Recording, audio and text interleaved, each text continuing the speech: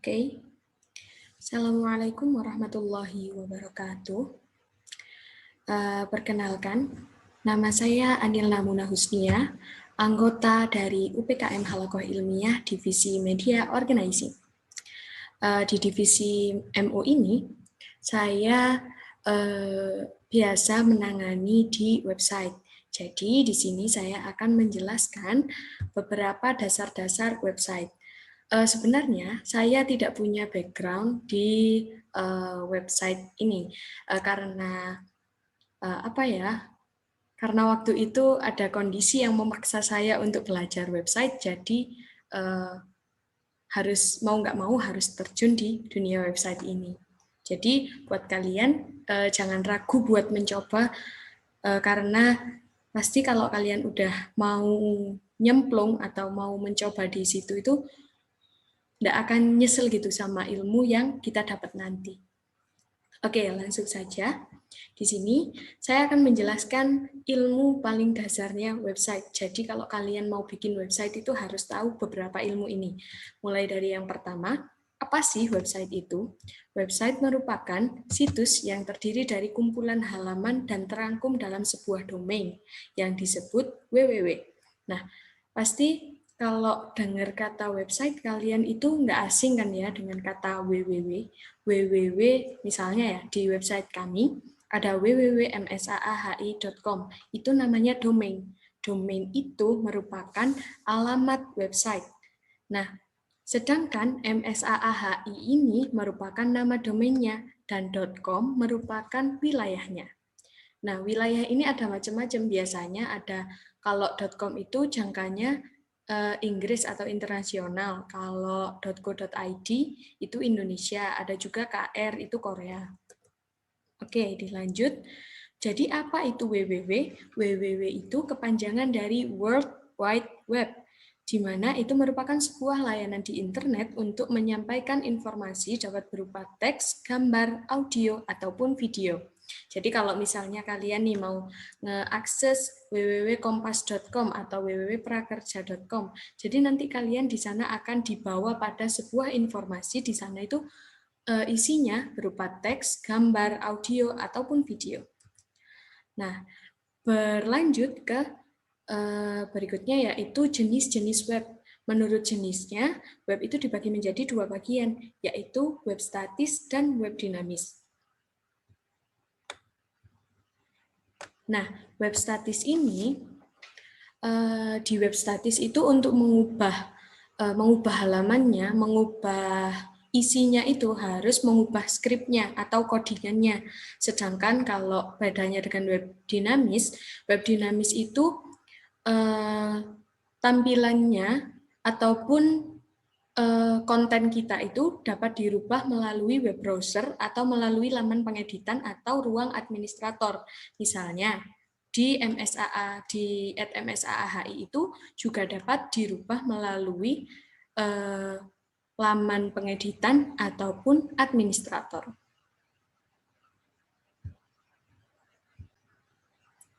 Nah, seperti ini, jadi di web dinamis itu akan ada ruang pengeditan atau WP admin ya istilahnya.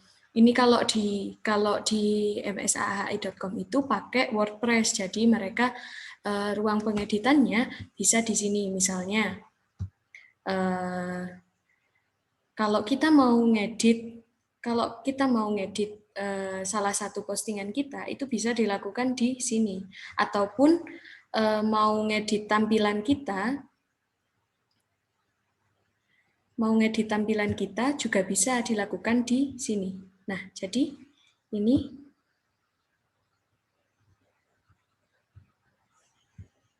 bisa dilakukan di web browser. Nah, ini web browsernya saya pakai ini. Oke, bisa dipahami kan? Nah, ini. Jadi kalau kita mau merubah tampilan websitenya, itu kita bisa pakai di web browser. Sedangkan kalau di web statis, itu kita nggak bisa ngedit di web browser. Kita harus mengubah skripnya. Oke. Oke, berlanjut ke jenis website berdasarkan isinya. Jenis website berdasarkan isinya itu terdapat beberapa jenis, yaitu yang pertama ada news yang isinya berita, misalnya ada detik.com, tribunnews.com, dan lain-lain. Yang kedua ada website e-commerce atau website wirausaha seperti itu ya. Jadi di sana itu ada jualan-jualan seperti itu ya, kayak tokopedia.com, bukalapak.com, dan lain-lain. Terus yang ketiga ada juga search engine yang sering kita gunakan, yaitu Google, seperti itu. Yang keempat ada website forum. Ini biasanya ada kaskus.com. Terus ada juga social network. Biasanya ada ini, facebook.com, twitter.com, dan lain-lain. Oke, lanjut. Lalu apa saja sih komponen penyusun website? Apa yang kita butuhkan untuk membuat sebuah website atau menjalankan sebuah website? Jadi, kita butuh yang pertama adalah web browser. Web browser itu seperti contohnya Opera, Mozilla, bisa juga Google Chrome, itu untuk mengakses di mana kita, di mana website kita gitu ya. Jadi web browser itu merupakan tempat aksesnya website. Nah, berlanjut yang kedua yaitu web server. Web server itu adalah tempat untuk menampung file-file yang berkaitan dengan website kita. Yang ketiga ada database server yang menyimpan informasi yang akan ditampilkan kepada pembaca website kita. Yang keempat ada juga web editor. Jadi kalau tadi ada web statis yang bisa diedit dengan mengubah skripnya, itu biasanya melalui Notepad++, bisanya seperti itu. Ada juga komponennya itu image editor yang digunakan untuk mengedit konten-konten kita. Bisa juga video editor ataupun audio editor, sesuai konten yang kita buat. Terus, apa sih bedanya web editor atau sama image editor? Jadi kalau web editor itu mengubah tempat untuk mengubah penunjang website kita, sedangkan kalau image editor itu mengubah konten, isi konten kita gitu ya. Jadi dapat disimpulkan bahwasannya unsur website itu ada 3, yakni yang pertama domain, yang dimuat oleh hosting, yang berisi konten, yang berupa desain, skrip, dan lain-lain. Nah, berlanjut, kalau kalian dengar website, biasanya kalian juga masih bingung kan ya, bedanya website sama blog itu apa? Kalau kita kemarin mau masuk ke UPKM Halako Ilmiah, khususnya divisi MO, itu biasanya ada beberapa mahasiswa yang ngirimnya ini kan, uploadan di Kompasiana ataupun apa, itu namanya blog. Sedangkan kalau website itu biasanya isinya blog, ada juga blognya gitu loh. Jadi kalau blog belum tentu ada di website, sedangkan website itu dianjurkan untuk di dalamnya memiliki blog. Nah, kenapa sih? Kita bahas dulu ya perbedaannya antara blog dan website. Nah, kalau blog ini memuat postingan, jadi pos-posan aja. Kayak misalnya artikel-artikel yang dikirim oleh pengurus itu biasanya namanya postingan. Kalau website itu terdiri dari halaman-halaman atau page. Ya, nah kalau di MSAAH itu misalnya kalian bisa lihat ya ada kolom home, ada kolom kontak us, ada kolom divisi, struktur organisasi, dan lain-lain. Nah, kalau ada juga perbedaannya, kalau blog itu sifatnya lebih dinamis. Nah, blog itu sifatnya lebih selalu diupdate seperti itu ya. Kalau beda dengan website, kalau tadi kontak us, terus struktur organisasi, itu sangat jarang kita update. Jadi sekali kita buat, itu akan terus berlanjut sampai nanti gitu ya, sampai lama. Sedangkan kalau blog itu selalu diperbarui. Nah, jadi blog sama website itu juga punya perbedaan, yaitu yang blog itu terurut. Jadi kalau misal kalian ngeposting hari ini tanggal ngeposting hari ini tanggal 6 Mei, jadi itu akan terupdate di yang paling atas. Sedangkan kalau postingan yang kemarin tanggal 5 Mei itu di bawahnya yang tanggal 6 Mei tadi. Sedangkan kalau website itu sifatnya hierarki, berurutan seperti itu terus. Jadi kalau misalnya di MSAAHI ini ya, dia itu sifatnya hierarkis. Sifatnya hierarkis, jadi berurutan. Di sini home, di sini profil, di sini struktur, di sini divisi, blog, dan kontak us, dan sebagainya. Oke. Nah, jadi perbedaannya lagi antara blog dan website itu seperti yang saya jelaskan tadi ya. Blog itu sering kali diupdate, sedangkan kalau website itu jarang untuk diupdate karena dia terdiri dari halaman-halaman tadi yang sifatnya cenderung tetap dan jarang untuk diubah. Seperti itu.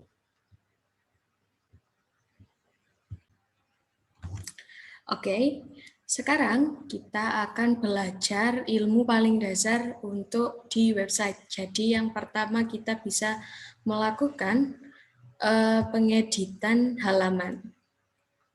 Oke, misalnya ya, kita mau ngerubah kolom divisi.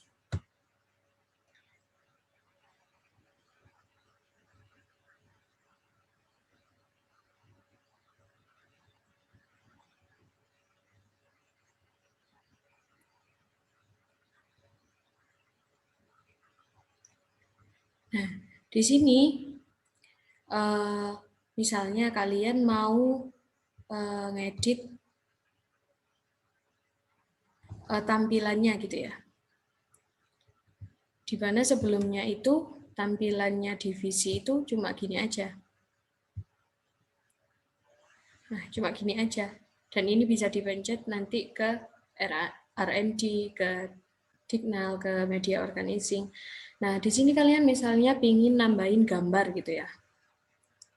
Ingin nambahin logo per divisinya. Jadi kita punya di sini halaman pengeditan, di sini ada dashboard tadi yang sudah saya tunjukkan sebelumnya. Ini kita udah masuk di Elementor. Elementor itu adalah salah satu fitur yang digunakan untuk mengedit tampilan halaman maupun postingan yang ada di blog. Jadi kalau kita misalnya mau nambah foto. Jadi di sini akan tersedia ya, nambah image. Ini kita bisa pencet ini. Lalu bisa langsung pilih aja mana image yang mau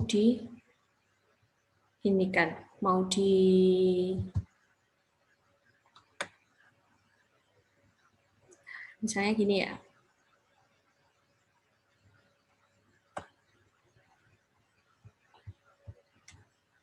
Kita mau nambahin image apa misalnya logo R&D. Itu kita bisa ngupload. Kalau mau ngupload itu di sini ataupun file yang udah ada. Jadi di sini kan udah ada logonya si R&D ini ya. Kita tambahin aja langsung. Nah, seperti ini. Nah, jadi ini kita bisa pindahin ya ke bawah.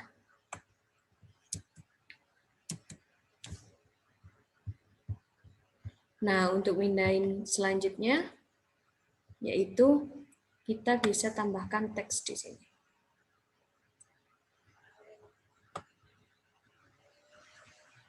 Ataupun gini juga bisa. Saya mau copy ini aja.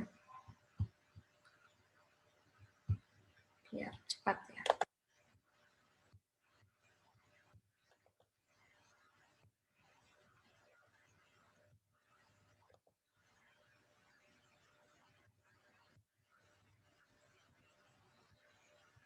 Ini misalnya kita rubah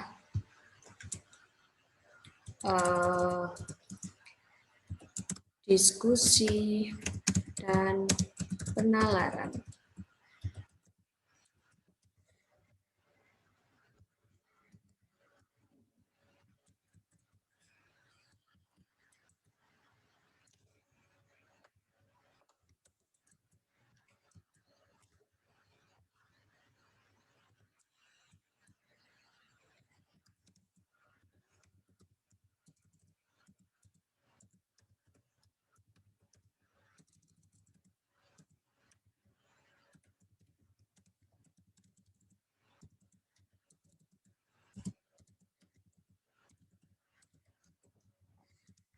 Nah, di tulisan ini kita juga bisa nambahkan link ya.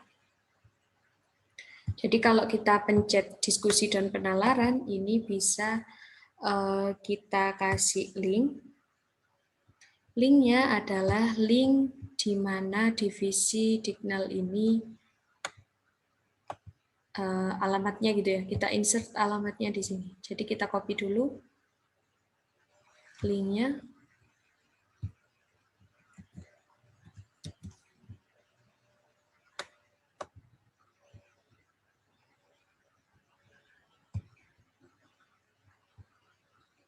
Kita paste di link ini.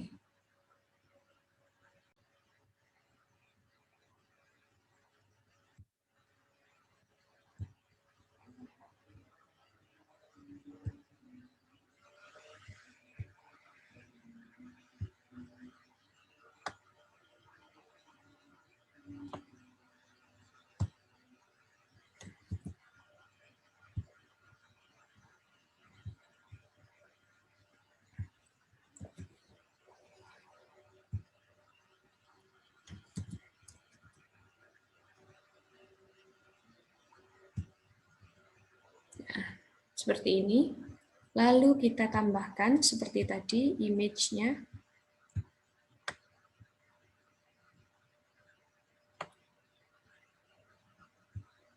Kita tambahkan image logonya Dignal.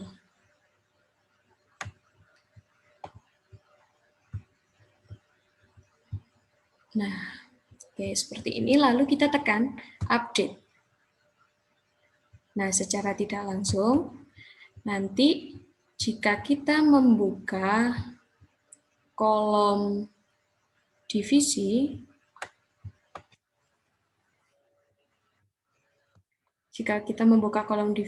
akan langsung berubah seperti ini.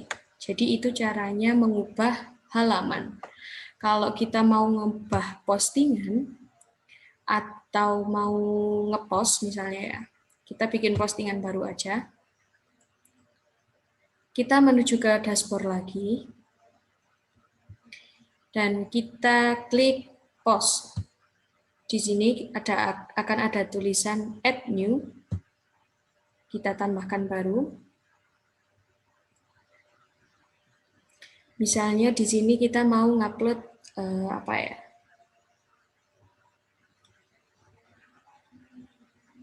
Ketentuan Open Recruitment Divisi MO. Ketentuan Open Recruitment MO.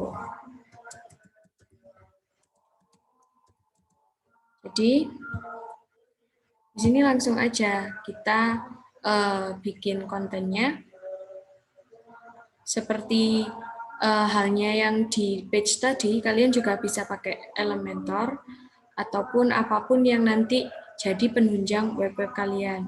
Nah, setelah selesai, nanti bisa kalian klik publish dengan ketentuan di sini ada namanya SEO. Nanti kalian bisa belajar di YouTube itu sangat banyak yang membahas perintilan-perintilannya website seperti ini. Terus ada juga kalian kalau misalnya ketentuan Open Recruitment MO itu kalian bisa masukkan di kategori apa. Jadi untuk memudahkan pembaca mencari konten yang dia inginkan. Terus ada juga add new tag. Ini misalnya kalian tambahkan tag-tag atau hashtag apa gitu ya, untuk mempermudah. Jadi kalau orang mencari di Google itu langsung bisa menuju ke websitenya kalian jika kalian menambahkan hashtag, misalnya apa ya, hashtag viral gitu ya. Kalau misal orang-orang bikin kan biasanya ada kayak hashtag viral itu biasanya biar triknya biar mudah untuk dicari seperti itu. Nah, seperti itu. Kalian bisa kalau belajar website ini jadi nggak akan selesai gitu ya, karena ilmunya itu terus saja berkembang. Jadi kita itu kalau bahas website itu nggak akan ada habisnya, dan apa ya, nggak akan ada ujungnya gitu loh. Kayak misalnya kita di sini belajar tentang blog, jadi kayak terus ada menu-menunya, yang ini dibuat ini, yang ini dibuat ini, jadi kayak rajin-rajin nyoba aja gitu kalau bikin website itu. Begitupun juga kalau kalian punya Kompasiana, terus apa itu, kalau kalian rajin-rajin upload pasti lama-lama juga keangkat gitu. Jadi kita tuh bikin website adalah berlomba-lomba untuk di sana menghadirkan konten yang manfaat, juga banyak apa ya misalnya seperti halnya kalau kalian jualan online gitu ya, kita tuh harus pintar cari marketnya yang sesuai gitu loh. Jadi harus pandai bikin konten juga, rajin-rajin ngupload juga. Insya Allah nanti bakal jadi website yang berkembang dan bagus. Oke, sekian yang dapat saya sampaikan. Kurang lebihnya mohon maaf kalau ada yang salah. Wabillahi taufiq wal hidayah. Wassalamualaikum warahmatullahi wabarakatuh. See you.